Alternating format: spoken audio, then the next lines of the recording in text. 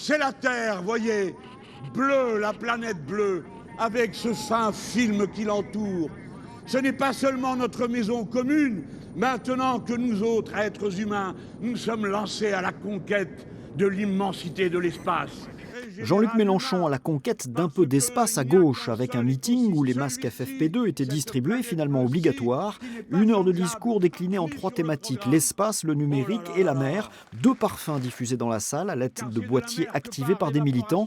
Le public, 3000 personnes, semble, on s'en doutait, conquis. C'était vraiment immersif, il y avait une très bonne ambiance, vraiment tout le monde était à fond, tout ça, c'était vraiment incroyable. C'était très thématique sur la question des sciences, de l'espace, des technologies nouvelles.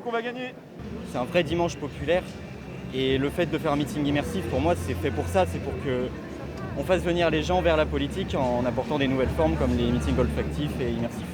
Le rétablissement des 35 heures en rendant plus cher les heures supplémentaires et l'ouverture de la discussion sur les 32 heures. Du jamais vu donc, mais aussi un parfum toujours prononcé de gauche radicale. Ce discours d'1 heure a été surtout l'occasion pour Jean-Luc Mélenchon de dérouler son programme présidentiel et ses talents d'orateur bien réels, même habillés de virtuel.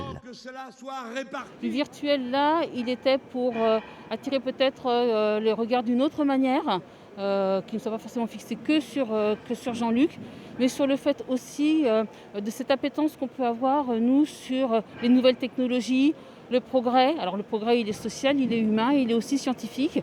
Et c'est une manière aussi d'illustrer ça, mais d'une manière tout à fait concrète. Le candidat Mélenchon a fini son discours en rejetant à nouveau les appels à l'union de la primaire populaire, le vote d'investiture à gauche qui se tient fin janvier, en ne se disant pas concerné par, je cite, les mésaventures du centre-gauche. Il a annoncé le retour de son hologramme début avril.